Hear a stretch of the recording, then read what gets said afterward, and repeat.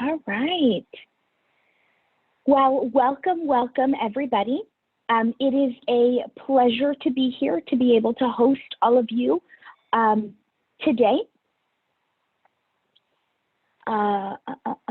Admit, perfect. We have a few more people jumping onto the call.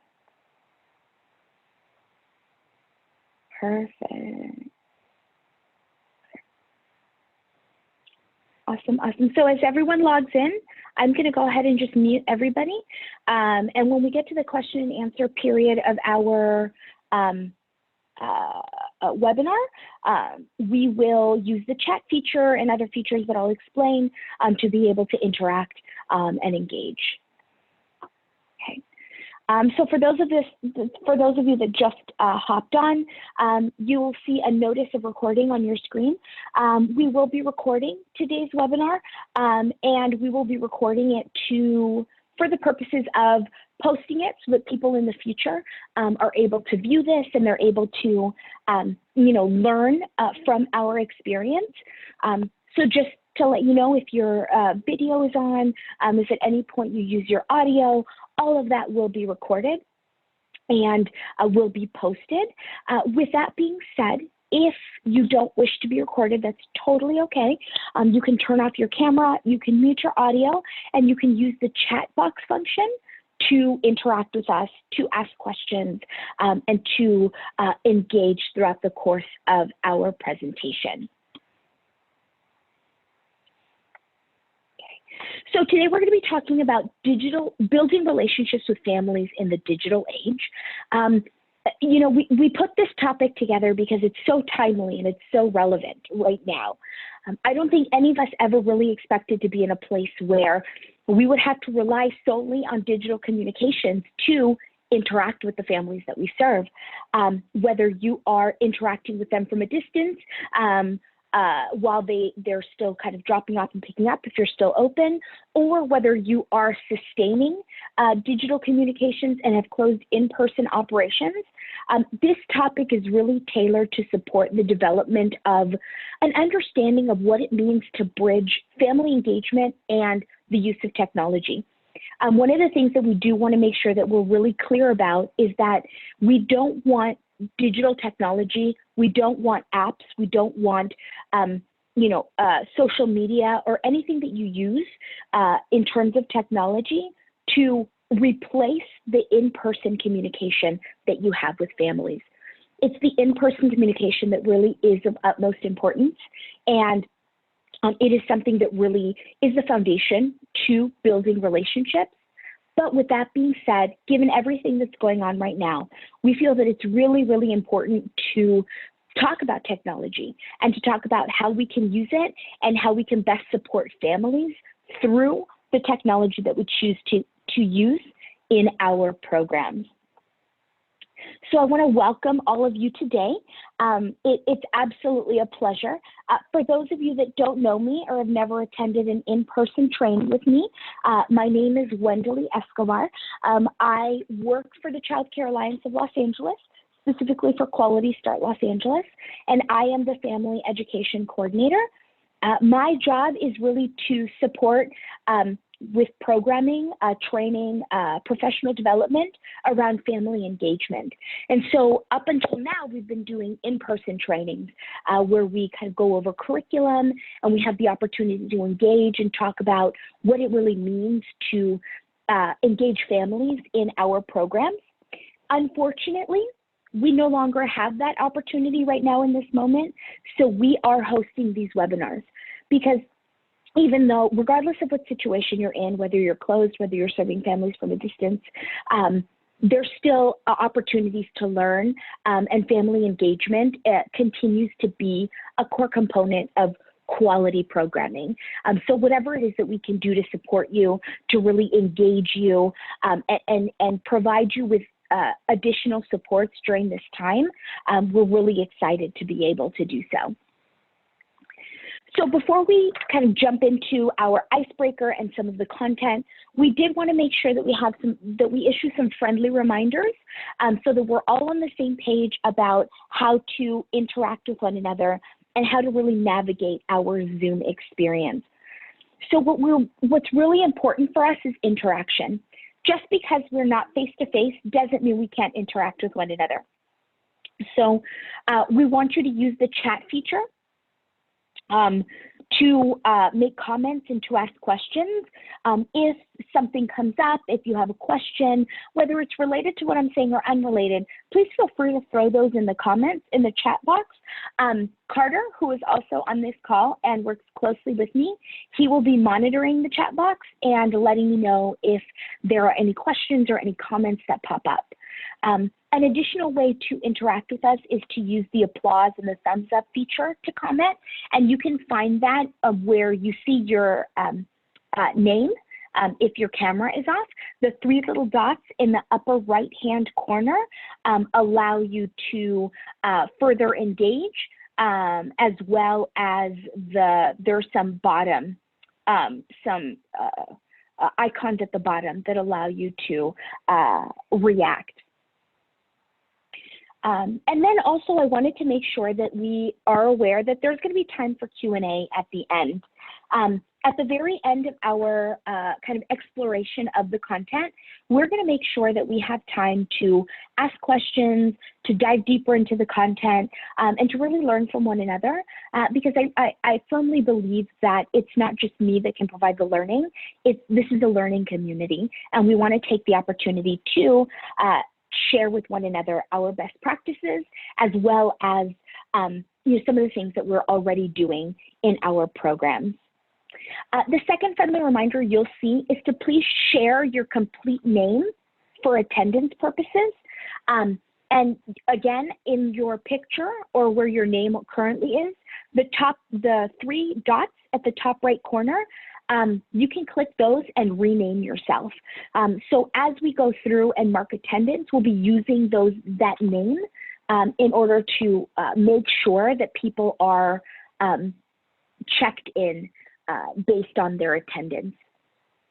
So please be sure to do that so that you can receive credit and so that we know that you're absolutely here. The third friendly reminder is to let us know when you want to share. There is the raise your hand feature. As I said in the beginning, everyone's going to be muted and stay muted for the duration of our webinar, unless you raise your hand or write in the chat box that you have a comment, and I will unmute you so that you can share your comment. Because we're recording this webinar, we want to make sure that the sound is as crystal clear as possible for people that will be listening in the future. And finally, we want to make sure that we're here, that you know that we're here to support your learning. All of the questions that you have related to this topic. We really look forward to sharing not only a little bit about ourselves and the content that we put together, but learning a little bit more about you, where you are on this journey to integrating technology, and how we can best support you as we move forward in this journey. Fantastic. So now what we're going to do is we are going to take a little bit of time for introductions. In the chat box, what I would like you to do is to go ahead and type in your name, your role, and what city you live in. I would love to be able to say hello to you personally. We would love to see who's here represented from what parts of Los Angeles County. So if you could quickly just type in your name, your first name, or your first and your last name, what role do you serve in your organization, and what city do you live or work in?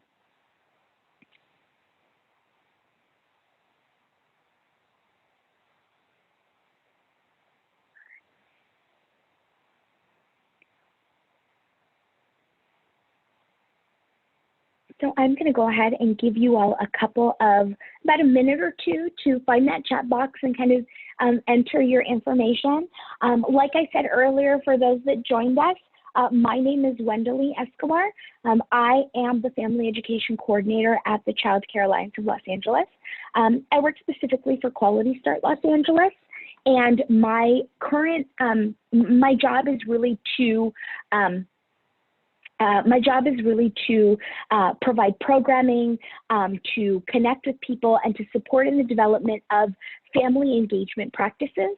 Our office is in Eagle Rock. Our work is across the county, but today I am sitting in my apartment in the city of Downey. So that is where I currently live and work during this kind of work from home time. Which is nice.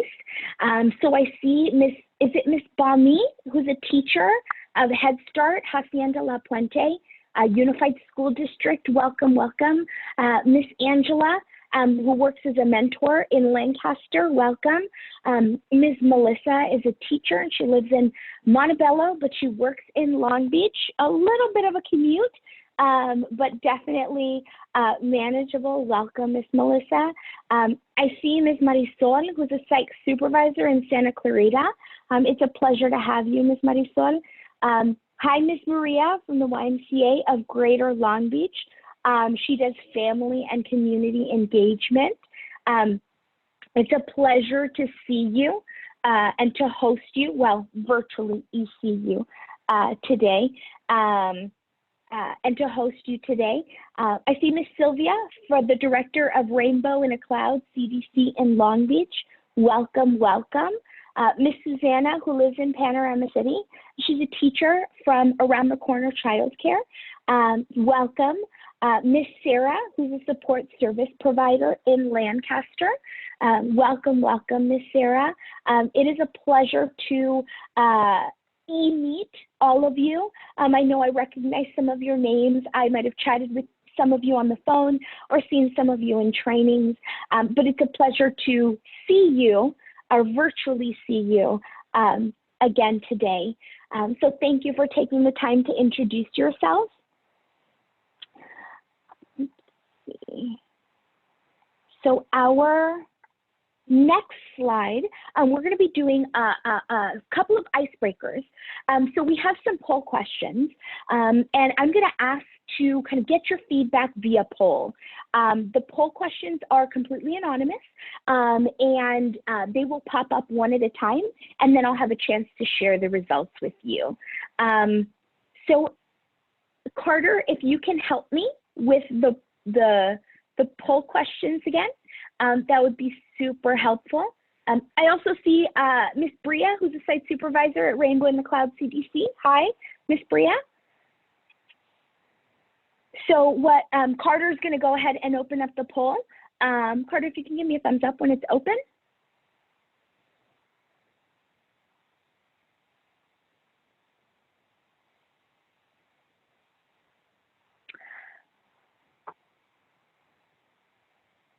Interesting, because it says that I am logged in from another device. My polling session is inactive. Huh, okay. I wonder if. Should I get back on Alyssa's account? Maybe. Can you try? I just made you a co-host. Okay, it says I can do it now. I don't know why you're not allowed to. Okay, cool. Okay, I launched. Oh, technology. Yes. We also had a question. If two providers who are registered are sitting together sharing a Zoom session, do they both need to be logged in to get credit? I mean, that would be nice if one of them can call in and just mute their phone, just so that we have record of the person individually logging in. I'm so glad that you all are able to share this together, but just for kind of, just attendance purposes, just having someone call in and just mute the phone so that we know that you logged in and that the attendance records show it. Were you able to open up the first poll? Yes, the first poll is in progress. Awesome. So as you are looking at the different options, we really just want to get to know a little bit about what types of technology you're most comfortable using, as well as gauge what types of technology are you not so comfortable using. I know that when we say technology, it's a really, really broad range of programs, and so it's always nice to know who is familiar with what as I talk a little bit through the content. So has everyone answered, Carter? Yes, says 9 out of 9. Yes, everyone but you and me. Awesome, awesome. So Share the results. Yeah, if you could share the results, and just, you know, for my reference, if you could let me know, which types of technology are people most comfortable using? Yeah, most 8 out of 9 of us are comfortable with emailing and Zoom/Google Hangout/Skype. Awesome. The least comfortable one was mass email software. Only one person comfortable with that. Okay, great. So the Constant Contact, the MailChimp, got it. Mm-hmm. Awesome. Thank you. Thank you. How many, out of curiosity, because we did this last week and not a lot of people were super familiar with Facebook, YouTube, and TikTok. How many of our users are familiar with those platforms today?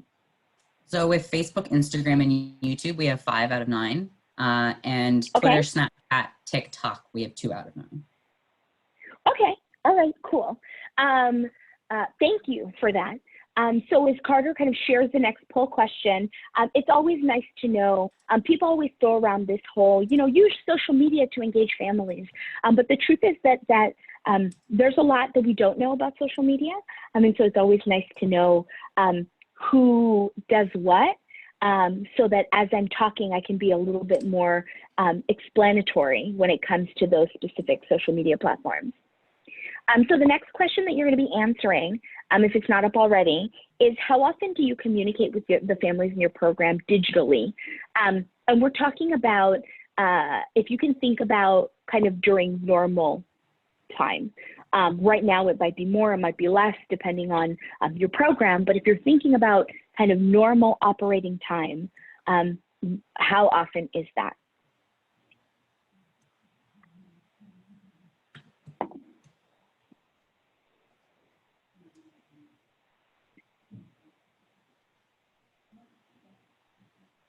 Did we get all of our answers? Awesome. Just one more. All right, that's everyone. I'm gonna share the results. Yes. So go ahead and take a look at the results, everyone. So it looks like everyone communicates digitally at least once a month. Awesome.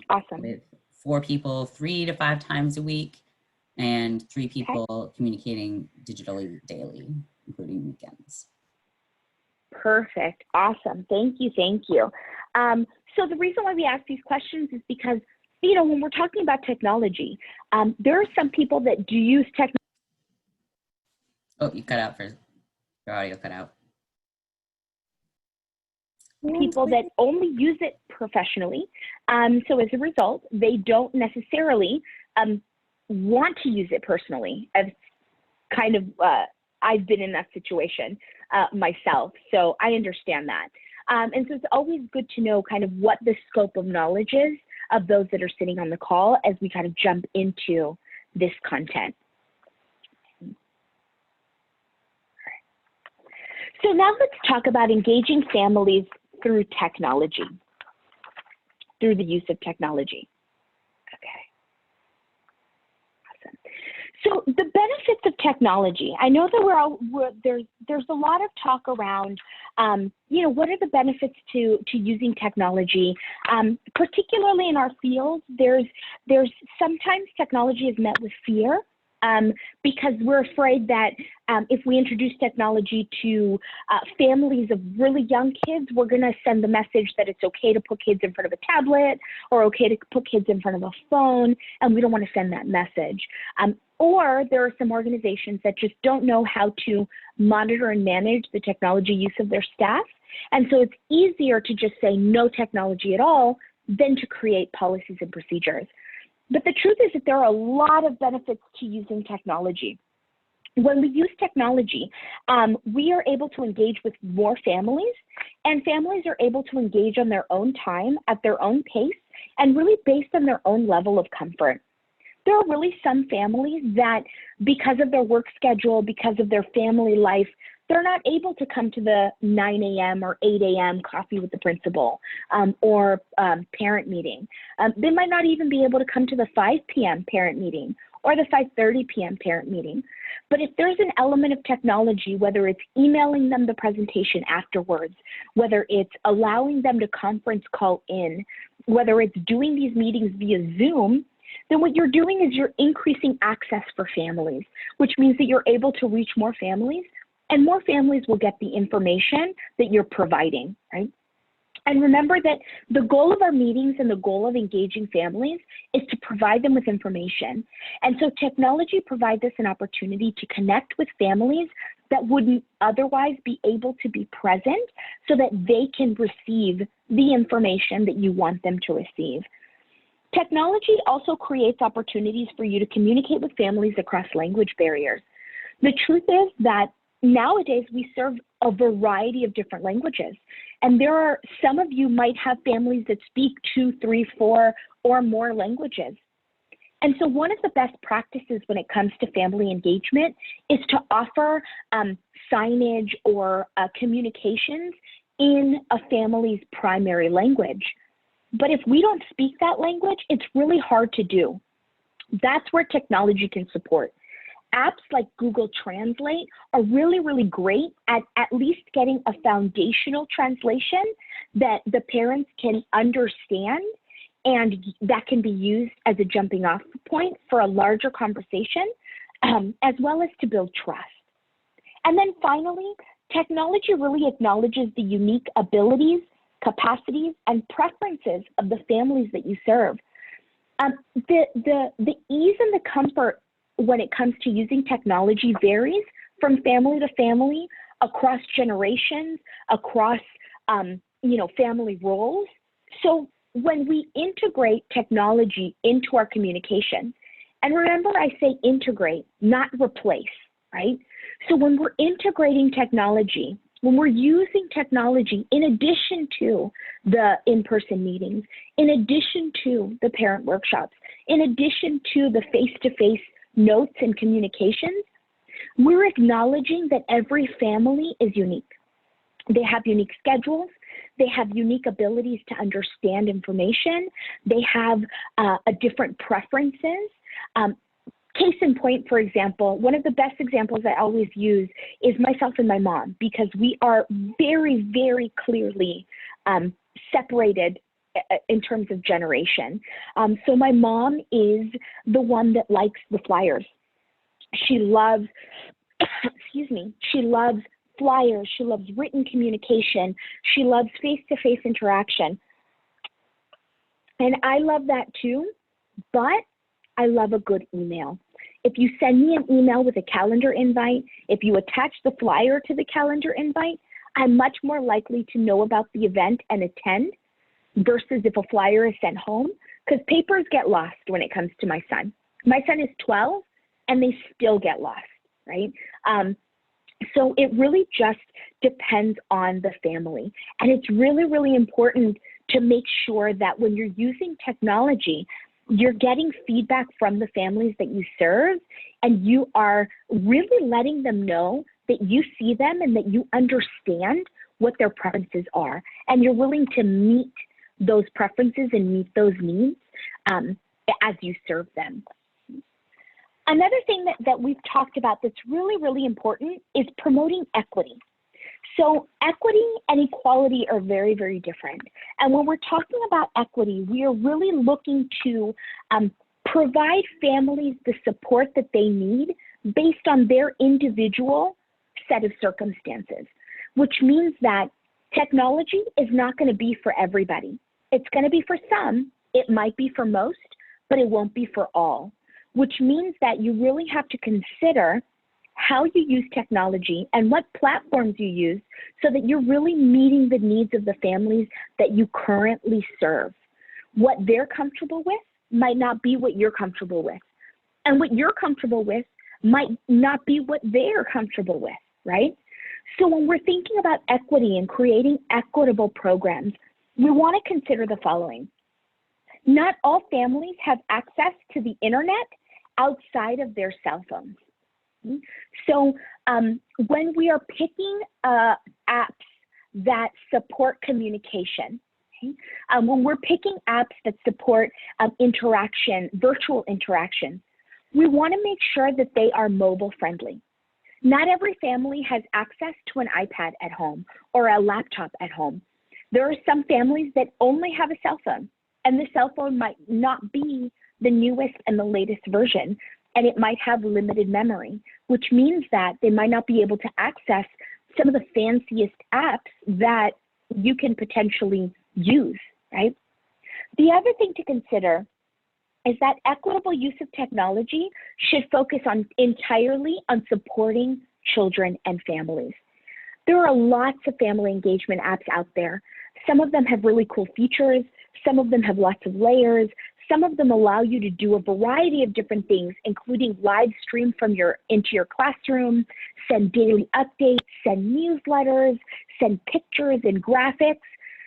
But if that's not what your families are interested in, if that's not how if your families don't have access to that high level of technology, the app is pretty meaningless, right?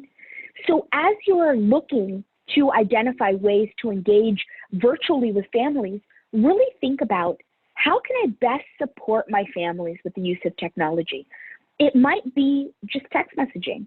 It might be emails, right? Depending on your families, the population you serve, the area that you live in.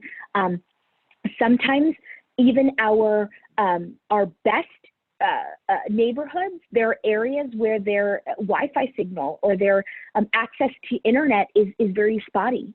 And so even though they might have computers at home, you might work in an area where there's lots of hills and the Wi-Fi might not be the best. So sometimes, having access to that level of technology might be a hindrance and a frustration rather than a support. So really consider, how are you supporting families, and focus on the child and the family as you're moving forward with identifying how to integrate technology into building relationships with families. So there are so many ways to get started with technology, but we identified 3 very specific strategies. So the first strategy we want to talk about is to assess your current capacity. Really think about, number 1, how much time do you have? Technology can take a lot of time away from your daily activities, right? I've made a joke in the office that every time I get on Twitter, it's like an hour just disappears, because it's so easy to just get into the tweets and refreshing your screen, and before you know it, an hour is completely gone, right? I know that sometimes that happens with YouTube. You say, oh, it's a 3-minute video. I'll watch one 3-minute video. But then another equally interesting 5-minute video pops up. And then after that, another 10-minute video pops up. And before you know it, you've watched about an hour to an hour and a half of cat videos, right? So that's definitely something that happens, and we want to be mindful of that. So assess your current capacity. How much time do you have to dedicate to the use of technology? Also, how much of a budget do you have to give to whatever technological platform you are looking to use? Not only is it capacity in terms of time, but it's capacity in terms of budget as well. There are lots of really great apps that are completely free, but if you do have a budget and it's something that you want to invest in, then finding the right one is definitely a privilege, and you should go for it, right? But really think about, what's my capacity? What can I realistically do? Because again, if you invest in something like a Learning Genie, or there's a really big, fancy, expensive one called Brightwheel, but you don't have time to post on it, you don't have time to tell families about it, the families really don't know about it, so they don't log in, so they don't get your communications, you don't hear from them.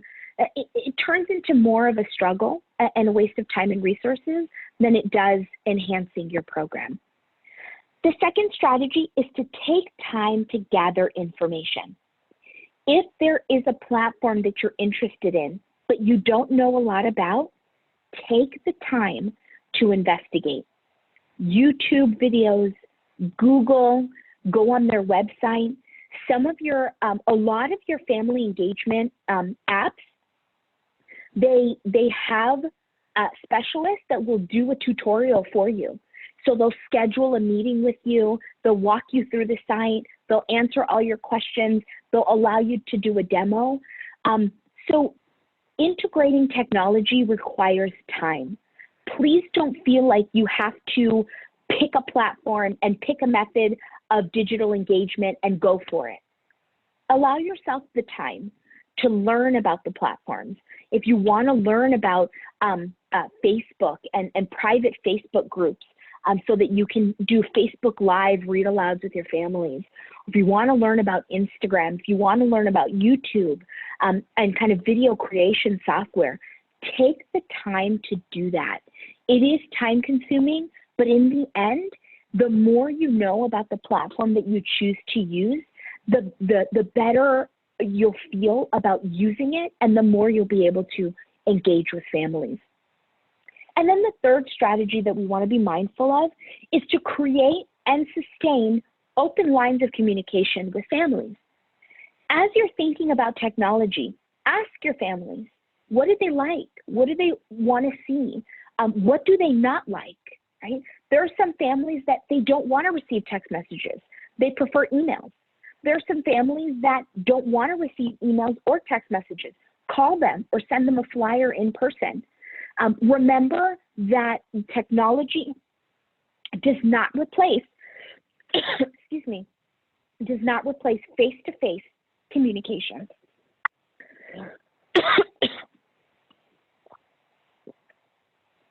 Excuse me. That's how long it's been since I've done a training. So as you are communicating with families, really make sure that you let them know, this is what I want to do. This is where I want to go. This is my vision. And allow families to give you feedback. There are some families that might be more tech savvy than you are, and they can introduce you to a platform that really meets your needs. But remember that communicating with families is not just about making sure that they know what's going on, but it's also about getting their buy-in, right? So if you do all of your research and assess all of your capacity in silence, and you never tell families about it, and then all of a sudden you say, hey families, I got this. Some families might feel good about it, but some families might not be interested because there's no buy-in, right? They weren't asked about it. They didn't know about it. And now that it's suddenly unveiled, they might not feel comfortable asking for help or for support, so they'd rather just not do it, right? And, you know, like I said, when I look at myself and I look at my mom is the one that when new things come up, if she doesn't understand it, she's not going to ask questions. She's going to wait and see how it goes.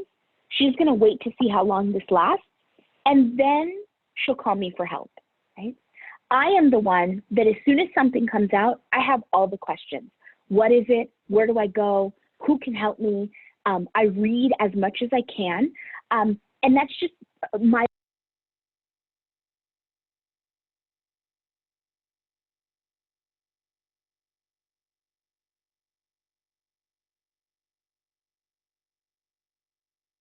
families, what you're doing.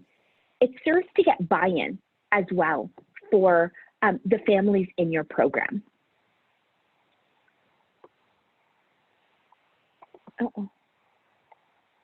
There we go. Okay. So a few platforms that I wanted to highlight. I don't know if any of you are familiar with any of these platforms. If you are, just throw it in the chat box and let us know what platforms you're familiar with, if you use any of these platforms, or if you have questions about any of these platforms. These are all platforms that support in communication with families. These are all opportunities for families to really engage with you. I know that Lancaster ECE uses the Learning Genie, and that's kind of one of those expensive programs, right? That comes with a lot of bells and whistles. It can. It depends on how much you know. There's also an app called Story Park, absolutely, that people are familiar with. It looks like Marisol from Saga says Learning Genie, Parent Square, Google Classroom, Class Dojo. You know, Marisol, of those, is there one that you prefer? If you could let us know in the chat, that would be great. I know I've used Class Dojo, thank you. My son's teachers currently use Remind. I know that there are sites that like Remind because it allows a back and forth communication. So Remind is a good one. Google Classroom is a good one as well. It looks like Saugus Unified uses Learning Genie as well, which is awesome. I've never personally used Parent Square or Talking Points. I have used Google Classroom. Google Classroom, I believe, is free on some level, but just from what I see with regards to my son's work, it can get fairly complicated. And so you definitely want to make sure that you learn a lot about Google Classroom before you use it. Miss Sylvia says that Remind app is great to communicate with families. I agree. The Remind app not only sends you a reminder via the app, but will also send a text message. And you can respond to the text message, and that goes directly to the teacher as well. Remind is free. They have a free version, which is awesome. But I'm sure they also have paid features as well. So these are just some of the many options that are out there. I know previously some people said that they were not as familiar with mass email communication software, and I know that it's not on here, but the two that we use that I really like, one is Constant Contact, and it allows you to kind of create your own large emails and input your information and, you know, just kind of go from there. And then MailChimp, also the same. If you Google Constant Contact versus MailChimp, you can find reviews and people have different kind of opinions of one versus the other. Miss Angela said that since our stay-at-home time, Lancaster is now starting to use Google Sites as well, which is awesome. But again, definitely very detailed. Google Classroom is very detailed, and so you want to make sure that you really know how to use it so that you can use it to its fullest capacity. So with that being said, I want us to now transition into Q&A, where we have the chance to learn from one another. So what I'm going to do is I'm going to stop sharing my screen so that I can see everybody and everything. Fantastic. So first of all, are there any questions about the content, anything that you saw, any more clarification on? You can raise your hand, you can let me know in the chat box, and I can unmute you as well.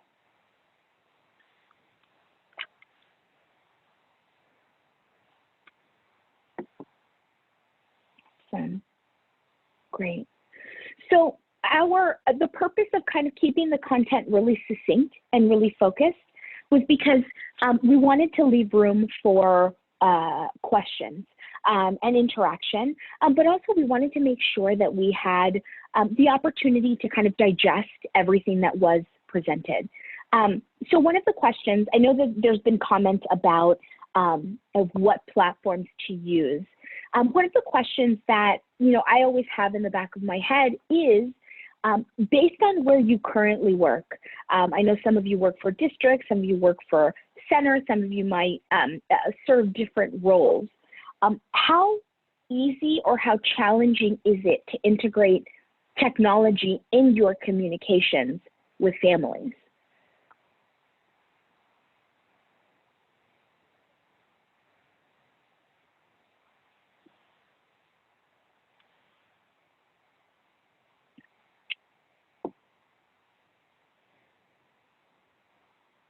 Once again, you can raise your hand, you can quickly chat something in the chat box. And if you raise your hand, I can unmute you so that you can share. I see that Miss Melissa says Learning Genie and Ready Rosie. Awesome, Miss Maria, I'm gonna go ahead and let me find you. Go for it, Miss Maria. For us, it seems like it's 50-50, like 50% of our parents are able to go on Learning Genie and use the Remind app for reminders, but it seems that the other 50 we kind of struggle with.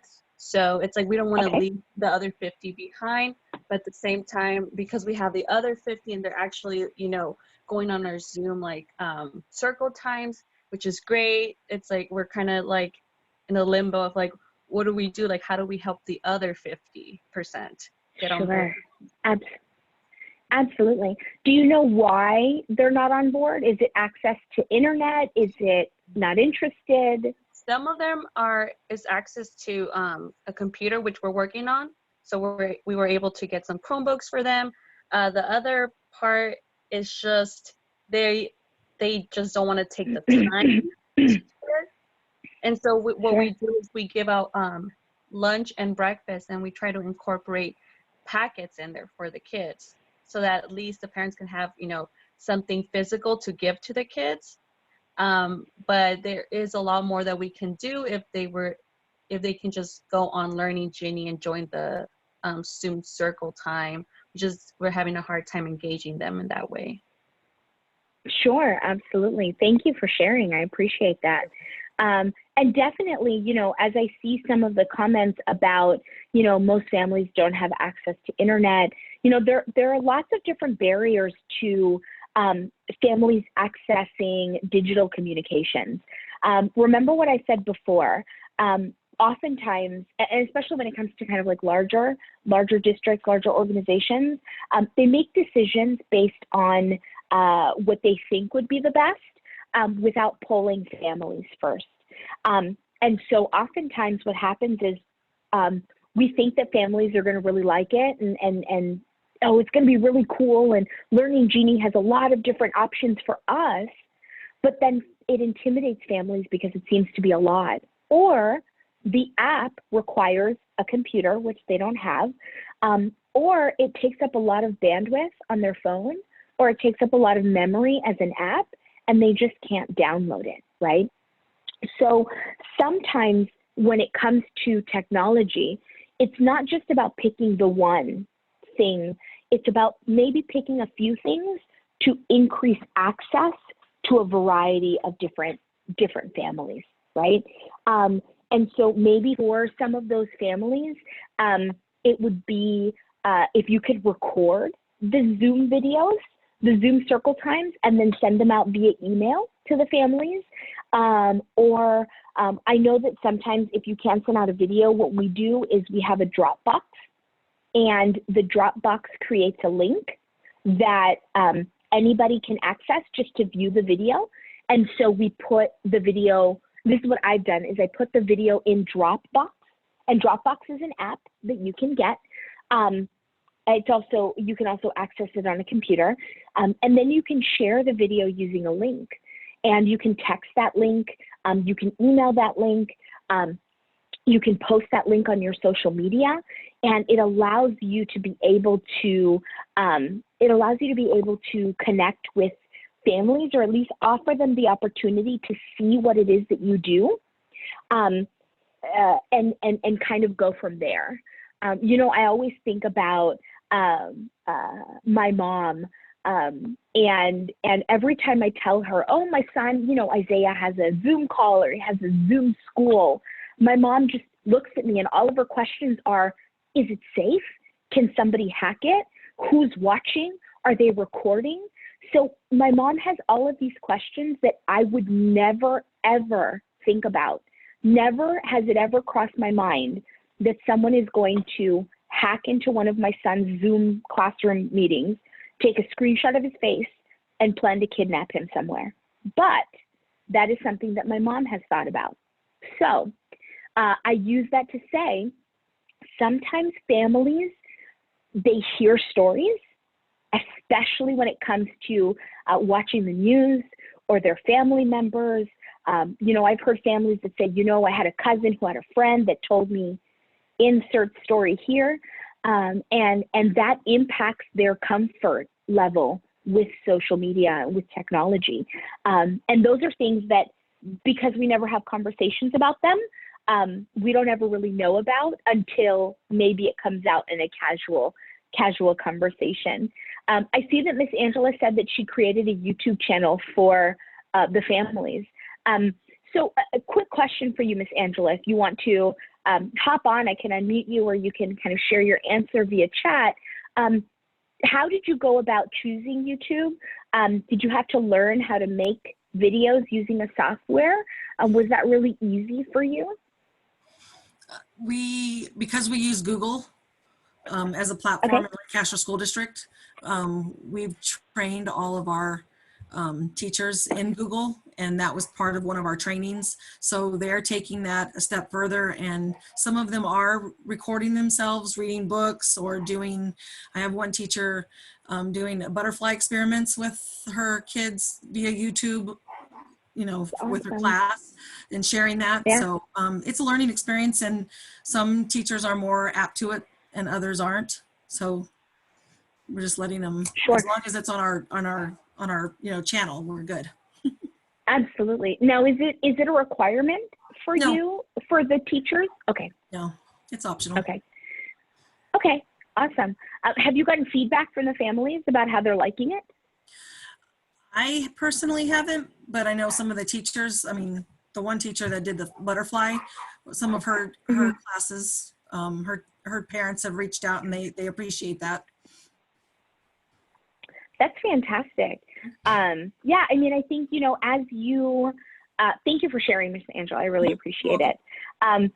You know, as you have the opportunity right now, some of you have more of an opportunity than others to get really creative and to learn about these apps. I think YouTube is such an incredible platform because, number one, it's free. And all you really got to do is just kind of record something and post it to start off. And as you post, then you start, you know, there's free video editing software out there. You know, there's tutorials out there on how to create a YouTube video. So there's lots of access to free information out there. But YouTube is great because it's free, and chances are kids know how to navigate YouTube better than their parents do.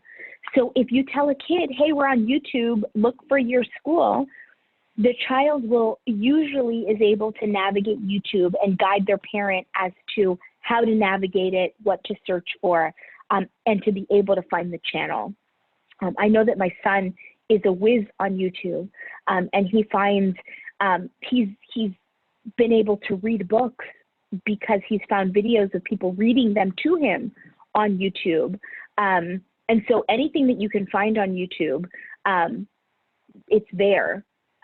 And sometimes we can use that to our advantage, but also it's a little scary to think about as well. But definitely making sure that you provide guidance to families as to how to find your YouTube channel, and that they're able to get connected. And YouTube is great also because people can access it on their phones, and the app oftentimes comes pre-installed on the phone. So that's easy access for families as well. So with that being said, I'm looking at the time and we're at 1:27. Are there any other questions, any other, anything else that I can talk about or share? Healthy parenting training as a virtual training. We're wondering how we can offer this to parents virtually. So actually, thanks for your question, Angela. One of the things that we've been talking about is putting together more webinar series that provide support in how to host online trainings and webinars and cafes for families. So that's a great question. Our hope is to continue to start doing virtual series of our Train the Trainers. And even after we kind of go back to normal, we definitely think that's something that we want to continue to do, just because we know that there are some staff that can't come to a full day training, and we want to make sure that they have access as well. So once we get there, our hope is then to couple it with virtual trainings on how to host webinars and how to kind of engage participation and how to navigate Zoom for people that are not familiar. So it's definitely on our docket. We will start sending out calendars, if we haven't already, for I think June through September, within the next week or so, hopefully, so that you can kind of see all of that's coming, all of what's coming in the next few months. So before you log off, if the one thing that I do want to ask is if you could quickly in the chat box type in either your full name or your first name. It's just our way of kind of cross-referencing exactly who was on our webinar, because there are people that have come in and out. Sometimes signal drops and you have to rejoin back in. So we want to make sure that we capture everybody here at the end. Thank you, thank you, thank you.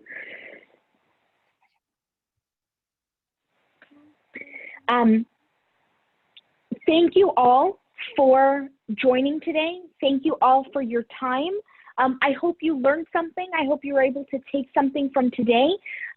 Please feel free to reach out to us via email or through the QSLA website. Send us questions, send us comments. At some point today, Carter is going to send out an evaluation link. And if you could fill out that evaluation for us, that lets us know, how you like this offering. That lets us know what we can do to continue to support you, and anything that we can change or modify to make sure that you have the best experience possible. So with that being said, thank you very much for your time. It is exactly 1:30, and I do want to respect everybody's time. I can definitely stay if anyone has any individual questions that they would like to ask, but if not, have a beautiful rest of your day. Have a great rest of your week, and we hope to see you all soon at a future virtual event. Thank you.